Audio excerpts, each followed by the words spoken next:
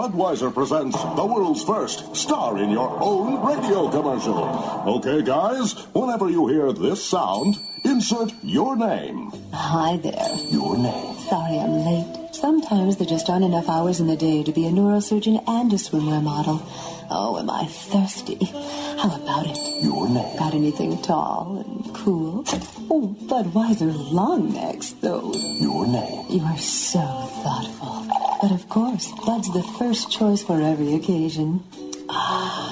You know, I have a confession to make. If I ever had a son, I'd want to name him. Your name. Oh. Your name. Come here. Now. Oh. Your name. Your name. Your name. Well, you did very well in your first commercial. Have a Bud. You've earned it. Your name. Anheuser-Busch. St. Louis, Missouri.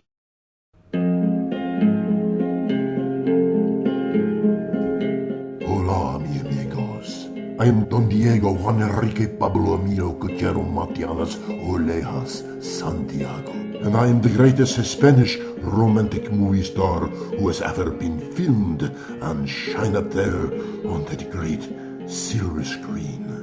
I want to take a moment away from autographing young women's body parts to talk to those hombres out there who are having a hard time. Mi amigos, I have great sympathy for each of you and your shortfalls, and I sincerely hope that each of you can keep a stiff upper lip, if nothing else. I understand that it must be difficult and embarrassing for you when you're having difficulty keeping the old flagpole standing on the battlefield of love. I, of course, have never suffered such an occurrence, and so mere words cannot describe how very sorry I am for your problem, with which I cannot even remotely identify. But that is good news and hope for all of you, and it is all wrapped up in a tiny hot red pill called Be Longer. You can take comfort in the fact that neither the Washington Monument nor the One World Trade Center was built in a day, and certainly not the Burj Khalifa building in Dubai.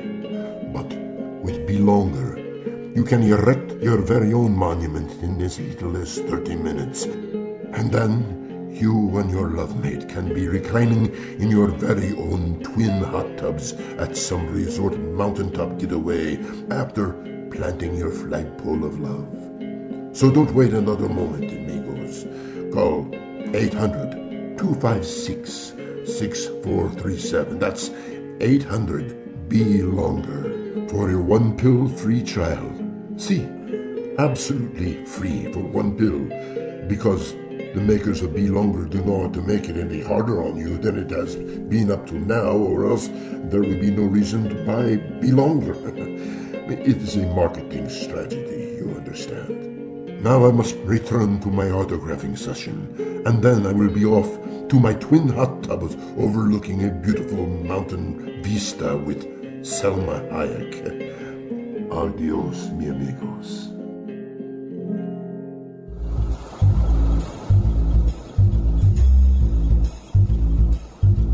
When we arrived back at the model home, Sergeant Murphy introduced us to a fellow named Don Diego Santiago, a wealthy part-time resident of Fort Myers Beach from Pozuelo de Alarcón, Spain, who had some information that might help us with our investigation.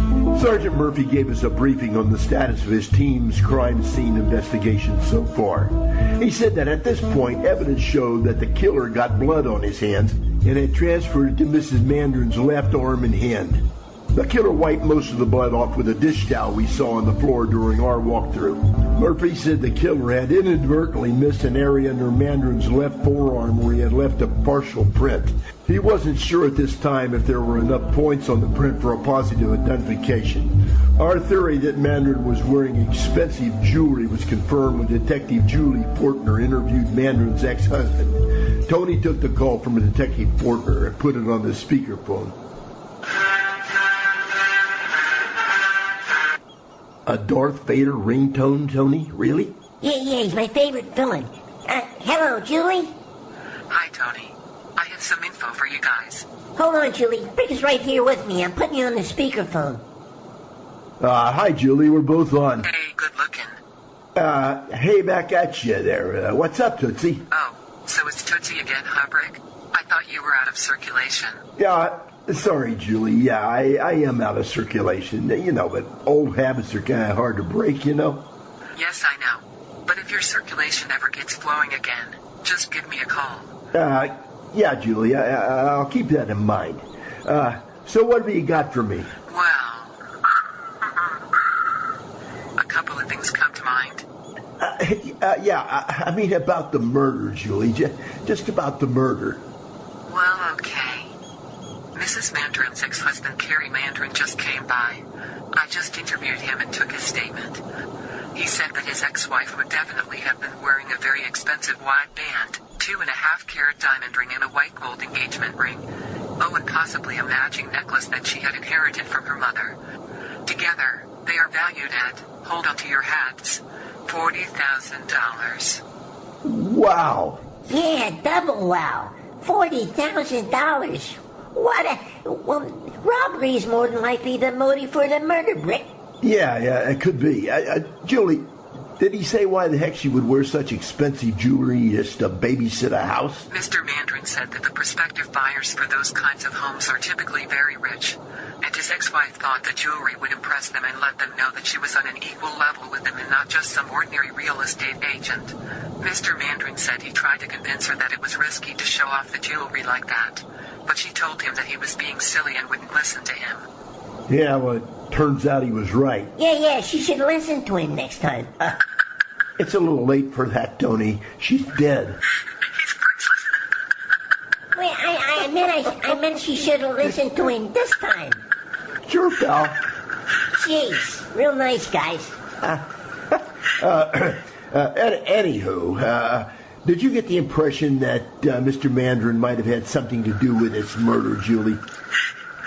No, I didn't, Brick.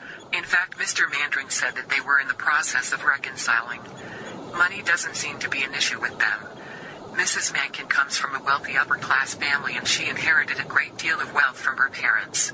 Well, why the heck is she selling real estate? They obviously didn't need the money. According to Mr. Mandrin, his wife went into the real estate business for something to occupy her time, because he spent so much time at his law firm and traveling. Mr. Mandrin is also independently wealthy. The two of them had drifted apart because Mr. Mandrin spent more time with his law firm business than he had to. He admitted that he did hyper-focus on the business and he didn't delegate as many of the responsibilities as he could have. He promised her he would spend less time with business and more with her. In fact, they just made reservations for a 2-week stay at the Captiva Island resort in the Bahamas.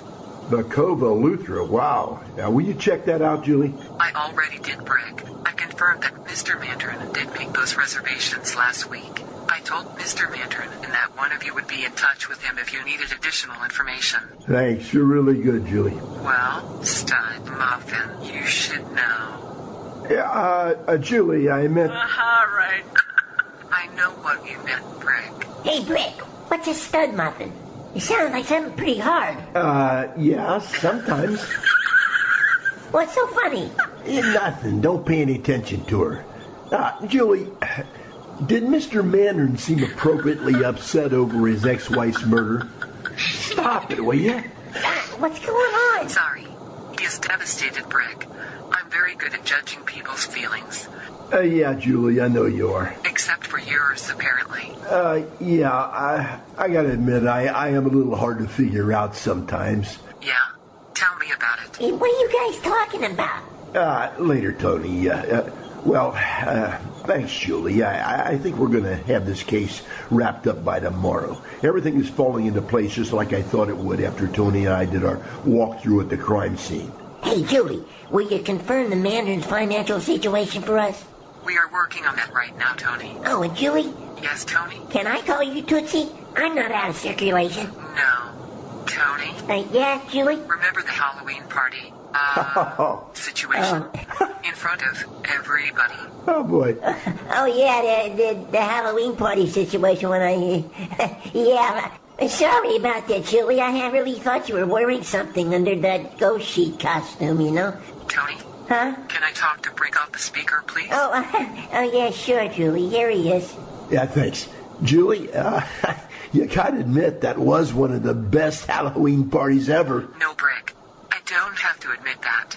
But thanks again for covering me with your Superman cape. Yeah, you're welcome. Look, I'm sure Tony didn't mean to pull that sheet off of you, Julie.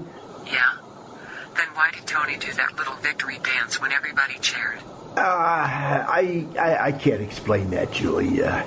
So what's up, Tootsie? I mean, Julie. Well, I was just wondering if you needed anything else from me right now? Anything at all? Not right now, Julie. Brick, I get off in an hour, but I'd be happy to, wait around and help you in any way I can. Any way. Like I used to help you. Do you remember how helpful I was?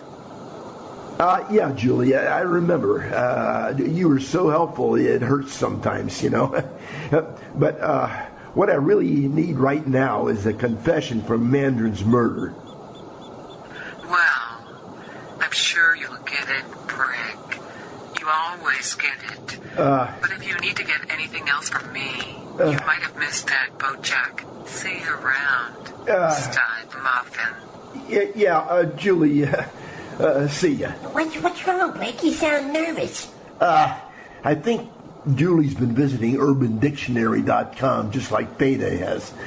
Tony, do you think it's strange that every gal I talk to offers to help me and every one of them is getting off in an hour? Oh, man, I guess it's about as strange as every girl I talk to says she can't help me and they all have to be... Hold on, Tony. Here comes Murphy and the witness, I think. Hey, Brick. Hey, Tony. Hi, Mike. Hey, Mike. Guys, this is Mr. Santiago and a bunch of other names. He says he saw somebody run out of the house around 4 o'clock today and get in the car. I gotta go in and finish the crime scene. Yeah, see ya. Sure, yeah. Sure have good music. What? You'll see. Hello, Mr. Santiago, is it? Wow, nice music. Hey, did Rick? Where's that coming from? Probably the studio soundtrack compilation. So, Mr. Santiago. My full name is Don Diego Juan Enrique Pablo Emilio Conchero Martianas Olejas Santiago. But you, Mimico, you can call me just Don Diego. Yeah, that's a good idea because that's one heck of a long name and we have to get up to Captiva pretty soon. Tony. Oh, sorry. Well, sir, that is quite a long name. You should have heard it before I had it shortened to fit on my pilot's license. You're a pilot? See, I know that. Well, what do you fly? Aeroplanes. Well, that makes sense. I thought so. You have quite a dramatic, almost romantic resonance in your voice, Diego. See, I think it enhances the romantic Spaniard nature of my character, and my name is pronounced Don Diego. Diego. Sorry, Diego. Well, the music and resonance filter works for me. Yeah, it works for me too. It helps the listener visualize your character because it can't see you on audio. Yeah. Anyhow, Diego, Sergeant Murphy said you saw someone here earlier. Don Diego. It is Don Diego. Oh, darn, sorry. So your first name is Dundee and your second name is Ugo, right? No, it is not Ugo. My first name is Diego. Diego! Men of my stature are called Don because of their tittles. Tittle? Men have tittles, Brick? So men who have tittles are called Don. That's very interesting. See, in España, I have the title of respect. Just like me, you both have very respectful tittles. He likes our tittles, Brick. Oh boy, those bench presses I did last year must have really paid off. See, you both have impressive tittles. We have impressive tittles, Brick. Your tittles are not as impressive as mine, of course. But for certain, the three of us have very impressive tittles. I don't know how to process that. Brick, he says we have very impressive tittles. I wonder if he's met Theta. She has very, very impressive tittles. Maybe he means her. Tony, come on, Tony. No, he doesn't know Theta. Wait a minute. You didn't by any chance attend the College Girls Gone Wild event in Myrtle Beach a while back, did you? No, Oh, good. but I've seen a YouTube video of Jennifer Aniston in a topless bathing suit contest at this Myrtle Beach.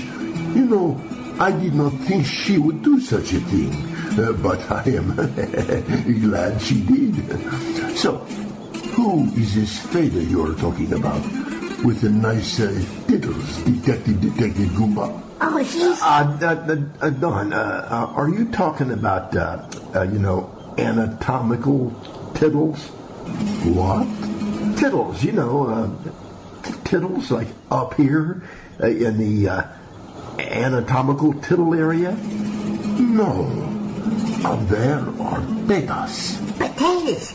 Yeah, that kind of makes sense. Cool. No, not potatoes, tetas. What I am talking about is a title you refer to for respect for someone like ambassador or chief or comandante or for instance, I am called the title Don, which is higher in respect than Senor, and you are both called by your titles, officers, which is higher respect than Mr. Comprendo?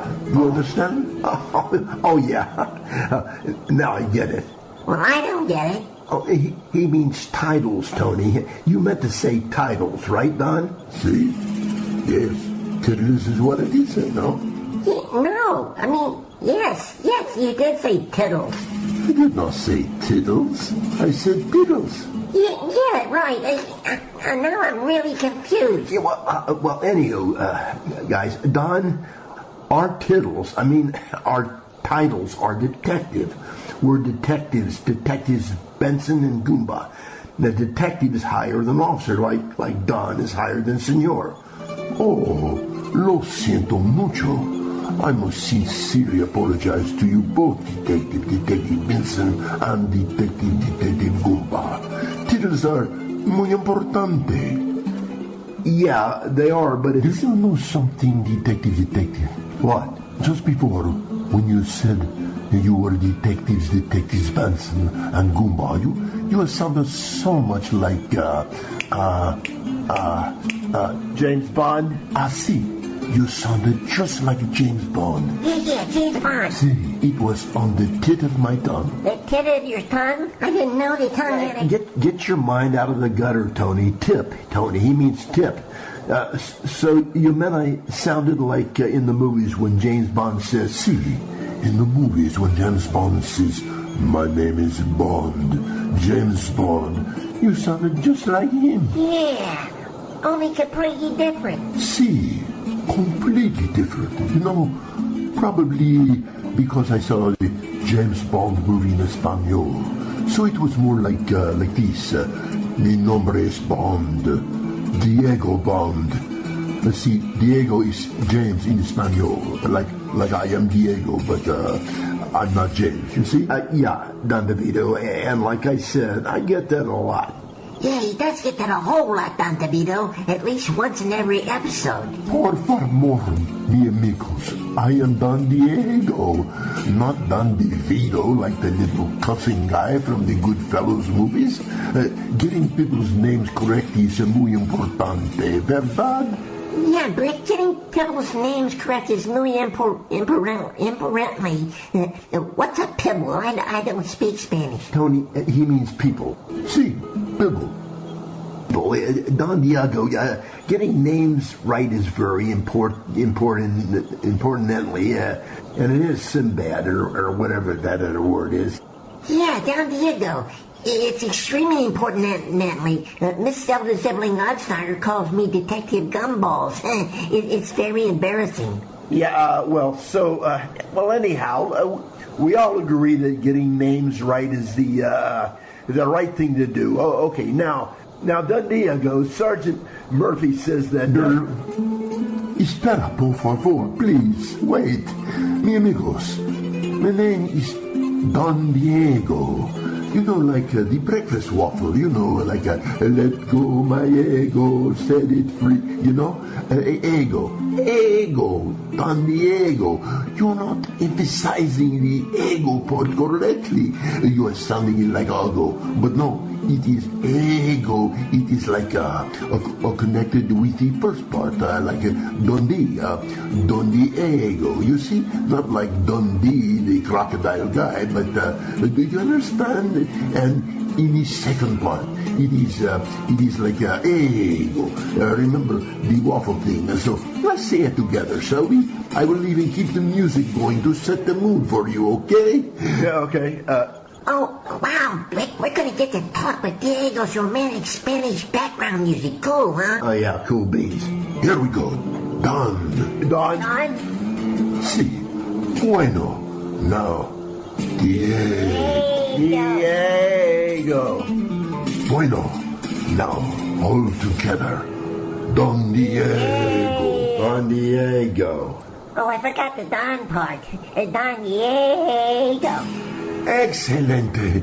Perfecto. Okay, then, we got it. 10 whole minutes into the interview, and we got your name. Sí, correcto. Muy bueno. Yeah, Don Diego, thanks for the Spanish lesson. I never knew any Spanish before. I only took French in high school. If I'd have known way back then that Mexico was going to invade the United States through the southern border, I would have taken Spanish.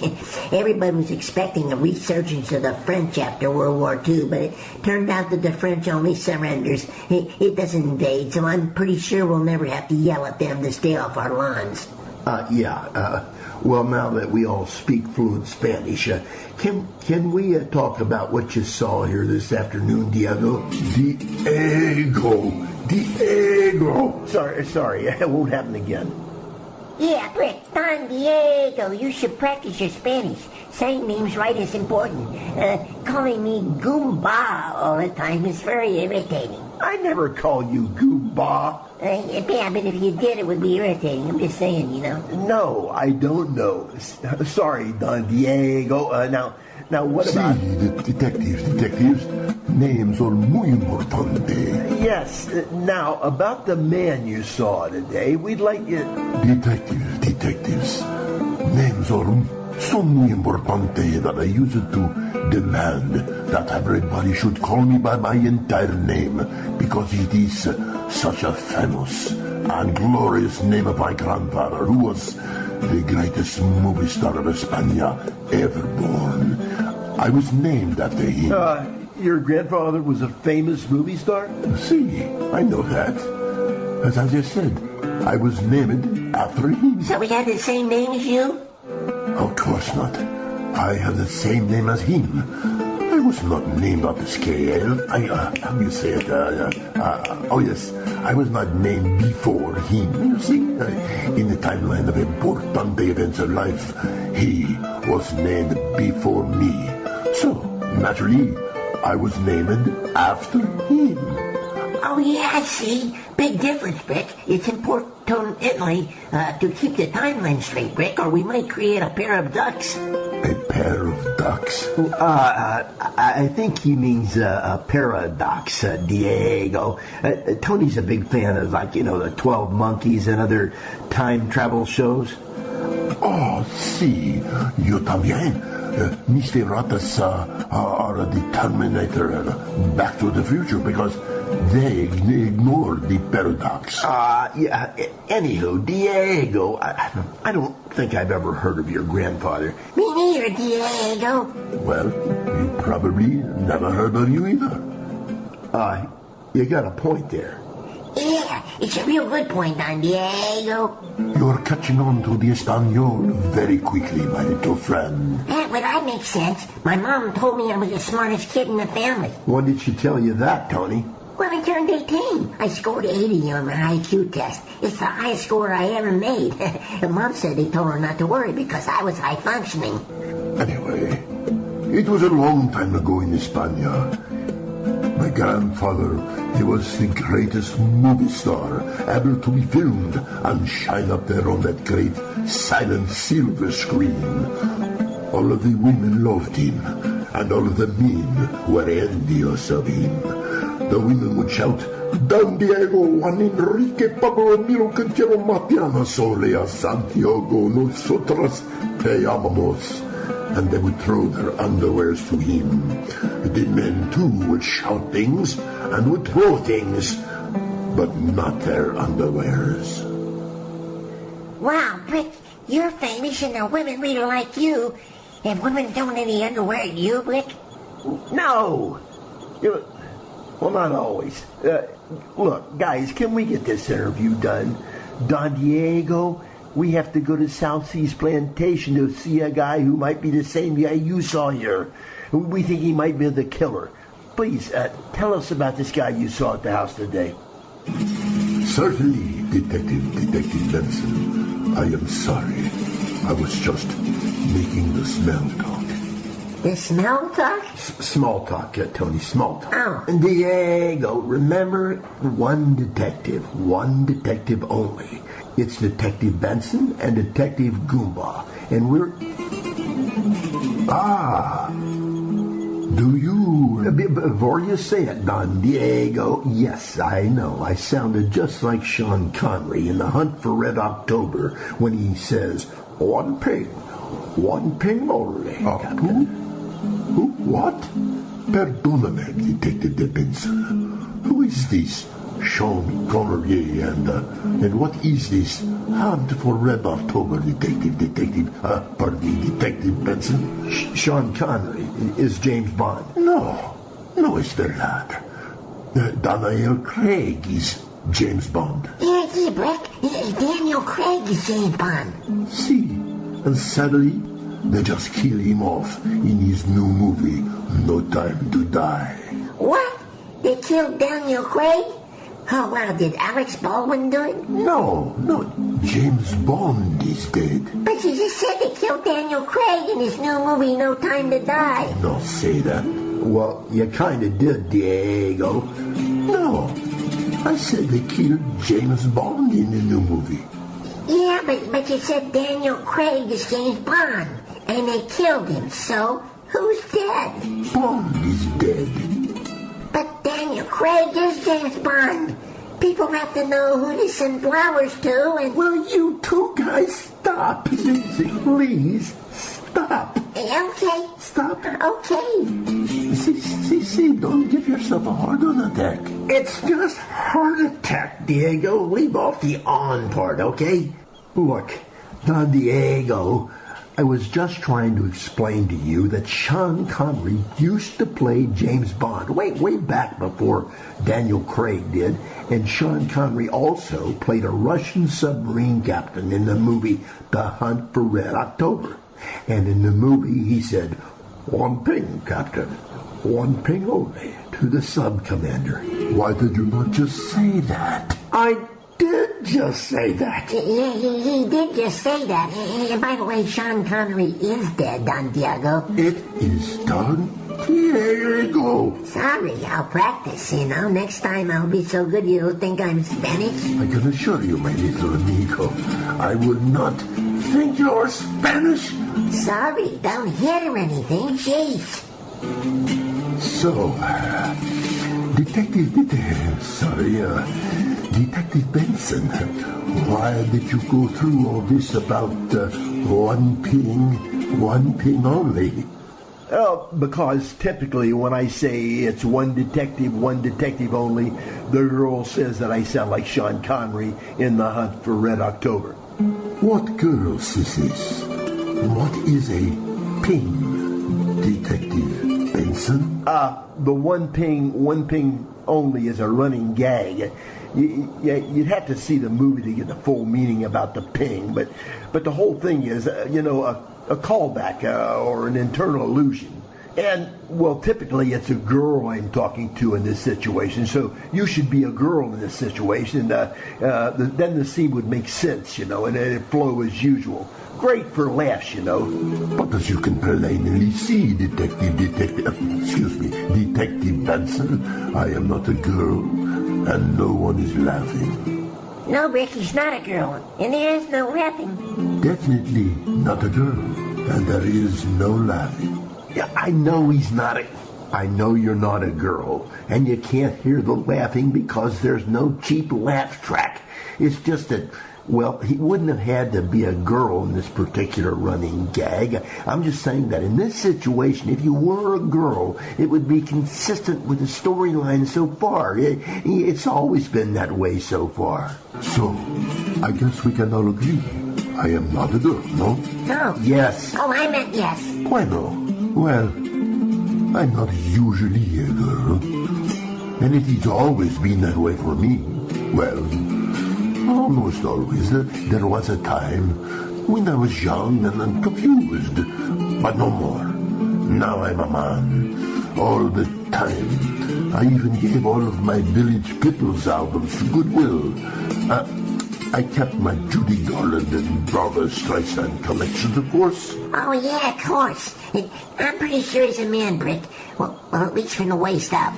See, I am a man. I tell you I'm a man, oh man. All the way up and down. The women, they love me. Do you think I look like a girl, Detective Benson? No. And it's one detective only, Diego. Oh, see. I am sorry, Detective Benson. Look, Diego, if you were to have said that I sounded like Sean Connery in The Hunt for Red October when I said one detective only. You see, that way I could have made my transition easier. Now it's kind of awkward. What? You are having transition surgery, Detective Benson? You are, Brick? I didn't know you were one of those alphabet people. Hey, will we have to start calling you Brickhead or something now? No, you won't. I'm not one of those alphabet people. I'm not having transition surgery. Why would you think that? Well, because you just said something about wanting to make your transition easy. You know, maybe I misunderstood. My understanding of the English is not the best, you know. I learned English from the Google Translate. Hey, Brick, transitioning would kind of explain why you dumped Veda at the Goodwill store on Cleveland Avenue. You know, you could have told me. I'm your best friend, and I have a very open mind, you know. Yeah, Tony, you do have a very open mind. But not open in the good way, you know. Who is this Veda you speak of, Detective Goomba? She's my girlfriend. And I didn't dump her at a Goodwill store on Cleveland Avenue. By any chance, do you know Big Hugo, who works at that Goodwill store on Cleveland Avenue, Detective? I've never heard of him. Not Diego. Veda's a knockout. She looks just like Jennifer Aniston. Oh? Before or after she married Brad Pitt in 2000? Before. Yeah, definitely before. Jennifer was so beautiful in the movie The Object of My Affection. In 1998, she was just 29 then, and her reputation was unblemished until Jon Stewart claimed to have dated her in 1990. Detective Benson, your Veda looks like that? I never saw the movie. Veda's 30 now, so yeah, that's probably what she looks like. I would love to meet this Veda of yours. Yeah, she's busy. Some other time, then? I'm pretty sure she's going to be busy then, too. Yeah, her schedule's pretty full. Can we please get on with this interview? Oh, I am so sorry, Detective. Certainly. My mind had wandered off for a moment there. Yeah, okay. First, let's get this out of the way. It usually comes next. You're not going to say that I look sexy and tall, mighty forceful and robust or anything like that, are you? I was not going to, but Now that you mention it. Wow, yeah, Brick, now that you mentioned you look... No, not absolutely not. We're not going there, neither of you. Do you hear me? Wow, I must have touched his nerves. He's touchy, no? Now he's touchy, yes. I'm not touchy. Diego, Brick had serious brain surgery not long ago. But not the reassignment surgery, no? No, not reassignment surgery. I had brain surgery because of an accident. Now look, we're 15 minutes into this interview, and all we really know is how to pronounce your name and that I had surgery. Oh, yeah, and that it wasn't reassignment surgery. Now, look, it's getting late, and we have to go all the way out to Captiva Island. Geez, Brick, calm down. I just thought he'd like to know that a warehouse we were in fell on your head during that storm a while back. Oh? That was you guys? I heard a gato got smushed. A what? A gato, you know, yes, a cat. A cat got smushed. Yeah. It was the only good thing that happened that day. Okay, now, Don Diego, what is it that you have to tell us about this person at the murder scene? Well, I have a summer home about a mile from here, down Estero Boulevard, and I like to walk down here every day. You know, before it gets all builded up with these new homes. Anyway, today, about 4 o'clock, I've been walking back in the subdivision down Flamingo Drive here, so I was heading back to my house from the, how do you say it, yes, the cul-de-sacs down the road there, about a quarter of a mile or so down there, you see? The cul-de-sacs? Isn't cul-de-sacs like a racist word, Rick? Yeah, I don't know, Tony. Probably. Everything is racist these days. So anyway, go ahead, Diego. Go on.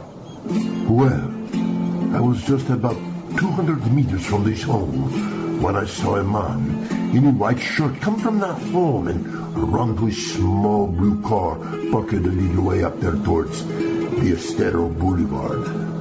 Diego, this man you saw, did you see him come out of the front door? See, I saw him as he ran out of the front door to the car, and right to the car that was sitting right there. So Diego, did you get a good look at the car when you first came into the subdivision? No, detective. There was no car parked on the road when I first came into the subdivision. There was only that gold Mercedes that is parking the Cuchera, the carport there, yes. Yeah, that's the victim's car. That's Mrs. Mandrin's car. Did you get a good look at the guy? Could you tell anything else about him? Was he white, black, or Hispanic looking? No, he was too far away for me to give a good description. Plus, I wasn't really paying that much attention to it because I know the houses are sale, and I thought he was just looking at the home. Anyway, I wouldn't want to say if he was anything other than a white guy, you know, because, it would be racist of me if I was to say that he was anything other than a white guy. Don Diego, it isn't racist to say if someone's white or black, Oriental or Hispanic. You yourself are a person of color, aren't you? See, but I'm a person of the white color, just the same as you. Yeah, I'm a little confused. You speak Spanish. See, and you speak English, and you are a person with white color. As far as I know, detective, language is not a color. I am Spanish. Detective, have you ever seen the color Spanish? Hey, Diego has a good point, Rick. I've never seen the color Oriental, Spanish, or American either. And I have the Crayola Ultimate Crayon case with the sharpener caddy and 152 colors. Well, I can tell you, Tony, American is red, white, and blue. Oh, yeah, I have those colors. I don't know, Tony. It's all very confusing these days. Elizabeth Warren says she's a Native American, and Rachel Dolezal says she's African American and Native American, and you can't get much whiter than either of them. It's very confusing. I think you might be confused because your genius factor pills are wearing off, Rick. Yeah. Look, Diego, we have to finish here. Can you give us a little bit more of a better description? Well, detective, from the distance I was, for all I know, the person I saw could have been a man or a woman, black or white. I don't want to make a mistake, At the distance, you might mistake Michael Jackson for a woman, or black, or white, or brown. Do you know what I'm saying? Not really. Michael Jackson's dead, isn't he, Rick? Well, I'm not up on current events. Yes, Michael Jackson's been dead since 2009, Tony, but he is still one of the highest earning celebrities. His estimated earnings in 2021 have increased $27 million since 2020. Wow! What's his latest album, Rick? Invincible, in 2001. Wow! That's, 21 years and he still hasn't made a new record, and he still made $27 million? Oh, man, I hope I'll at least be able to make a minimum wage when I die, Brick. I can assure you'll make minimum wages when you die, Tony. Well, that's good to hear. I'm still paying for my mom's Planet Fitness membership. She'll be pissed if she has to switch back to the workout center at the Siesta Village retirement home. Oh boy. Hey, Diego, are you saying that the person you saw looked like Michael Jackson or a woman to you? No, detective. But I'm saying, what if? What if, and I wouldn't want to offend by using the wrong pronoun. This is woke America, I would not want to be canceled. So I would simply say that the person ran up to a small blue foreign car. But before he got in, before the person got in. Sorry to interrupt your music there, but Don Diego, we're in Florida. We're allowed to say man or woman, even black or white or brown, oriental or Hispanic. You have freedom of speech when you're here in Florida. It makes giving statements to police a whole lot easier. Yeah, Don Diego, it's Business Land. It's like going to Disney World, but without having to wear the red shirts. Unless it's a mega shirt, of course. See, I understand. Well, before the... are you sure, detectives? Yeah, kinda. Yeah, go ahead. You can say it. The what? Okay. Let me gather myself. Before the man... Yes. Before the man got in the car, he stopped for a few seconds and he looked in my direction. And I'm pretty sure that he saw me. Yes, he got in the car and he sped out of here. I would say that he was in a big hurry. Oh, that feels good. Yeah, Don Diego, I'll bet. You really got into those pronouns, you can ease off the use of pronouns just a little bit, and then you can even vary them around a little bit, Yeah, it makes it a whole lot easier to listen to. Lo siento. I'm very sorry. I got carried away. I want to be careful, I do not want to be canceled and lose my visa. Then I would have to come across the southern border to get here. But then, what is wrong with that, And that way, I wouldn't even have to get a visa again, and I would get all kinds of free benefits, like medical care, the food stamps, a new cell phone, the right to vote, as long as it's for the Democrats. And they will bus me or fly me to the state of my choice. Yeah, you never have to work again, Diego. Oh, boy. And I'm a pilot. Maybe I could get a job with Southwest Airlines. They do not charge you for your luggage, and you can cancel and change your plans at any time. Or you could really hit it big and fly in heroin and fentanyl for their cartel. I was just pulling on your legs, detective. Just hitting in the ribs, you know. I am a big joker. You see, I am rich. I live in one of my family's beautiful villas in Pozuelo de Alaconen in España. And I am Don Diego Juan Enrique Pablo Emilio Cuchero Matianos Olea Santiago, a descendant of the conquistador Diego el Mago. And I fear nothing and no one. Anyway, I could not tell what kind of car it was. You know, he got into it could have been a Honda, a Toyota, Kia, a Hyundai, a Nissan, a Mazda Sport, you know, one of those fast little foreign jobbies. I can't be sure though, you know, all those Oriental cars look alike to me. No, my goodness, is that racist of me? I'm a racist. No, I sure don't want anyone to think I'm a xylophone. A xylophone? I think he means xenophobe, Tony. Oh, yeah, one of those. Hey, thank goodness. I was thinking he might be a racist. What do you think, Brick? I don't know. If he's not, he might be a race chorist. Unless he actually is a xylophone, then he'd probably be a musicist. Is there anything else you can think of, Don Diego? No, detective. Not that I can think of right now. But if I do, I will give you a call. Do you have any more questions for me at this time? None at this time, Don Diego. Look, thanks for assisting us in this matter. We would like a written statement from you, though, and we may want you to assist us with a lineup and possibly see if you can identify the perpetrator's car when we apprehend him. Here, this is my card.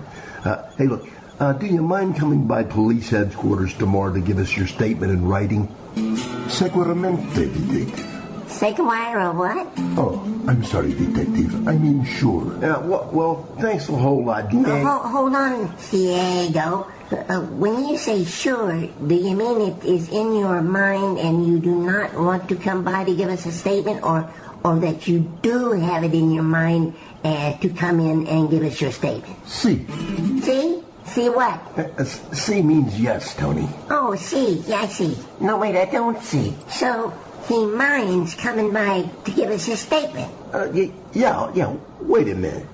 Diego, are you saying that you don't want to come by to give us your written statement? Detective Benson, I am saying I don't mind coming by to give you a written statement. Okay, then we'll see you. Wait. Hey, wait, I'm still confused here. We're right back where we started, aren't we? What? Diego, when you say you don't mind coming by, you know it could mean that coming to give us your written statement is not something that is in your mind to do, you know? Yes, I see. Well then, I do mind coming by the department to give you a written statement. Oh, okay, I was just... Well, wait, all right, hold on, now wait a minute. Don Diego, now, I'm normally saying you do mind giving something indicates that you do not want to do it, you know, i.e., it is in your mind that you do not want to do whatever that thing is, correct? Oh, yeah. Perdóname, detective. What does this I.E. mean? I.E. is an abbreviation for the Latin frame id est, which means that is. And it's used to restate something said previously in order to clarify its meaning. So when I said i.e., it is in your mind that you do not want to do it. It clarifies the question of your statement to Tony that you do mind coming to headquarters to give us your statement. I.e. is typically used in writing. I could have said it this way.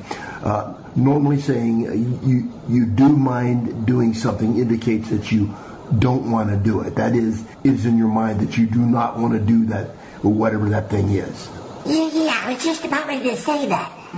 Well, Detective Benson, why did you not just say the word, that is? I would have understood what that is means. Yeah, and if you'd have said that means, I would have understood it much better. Guys, I think we're getting a bit hung up on semantics here. How about this? Bondigo, would you... Diego. Ah, bullshingles. Sorry, Diego. Whatever. Will you come by police headquarters tomorrow to give us your written statement? Yes or no? Select one. Yeah, good thinking, Brick. Ah, yes. See. Okay. One. What? He said one, Brick. He said one. What? One what, Don Diego? What? He told me to select one. So, I select one. You did tell him to select one, Brick. I meant to say yes or no. One was not a selection. Well, you did not say that. I just follow your instructions, Detective Benson. You said for me to select one. That doesn't make any sense at all. Well, it makes sense to me. I would have selected one. It makes sense for me also. You said very clearly, yes or no, select one. Yes was the first choice between yes and no, and then you instructed me to select one. Yeah, but I meant... So, yes was number one, and no was number two, no? It was, Brick. Okay, Diego, I see your mistake. Sorry, but it was not my mistake, Detective. I follow your instructions very carefully. He did, Brick. Okay, all right. Okay, you win, Diego. Now look, we gotta go. See you tomorrow at headquarters for your written statement then, Diego. See, Detective. Hasta mañana, Detective Benson. Yeah. Hasty bananas to you too, Diego. And look, it's just one detective. Never mind. Hasta mañana, amigos. Let's get on the road, Tony. Yeah, it's getting late.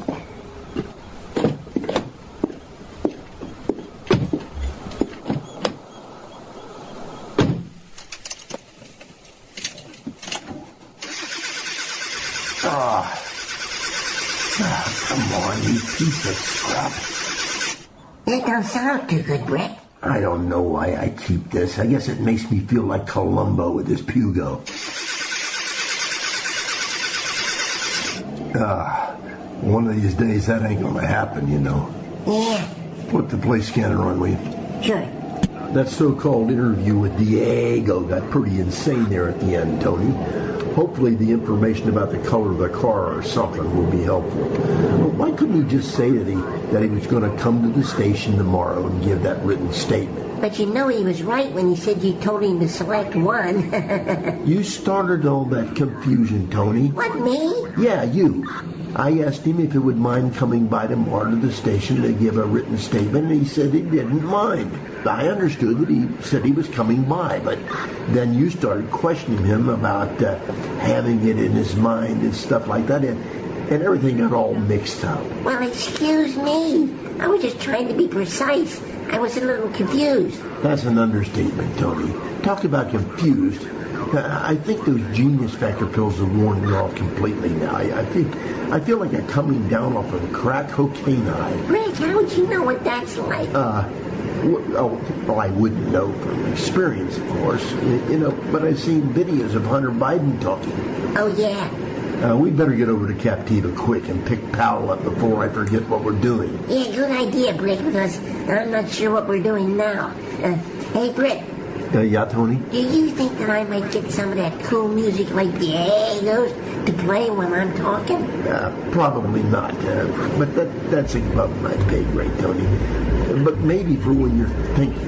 Oh yeah, like your internal dialogue music that plays when you talk to yourself. Yeah. Because in that case, it wouldn't require a lot of music. Hey, not cool, Rick. Not cool at all. Just kidding, little buddy. Just kidding. Oh, really? No. Hang on there, little buddy. We're going to go to Code 3.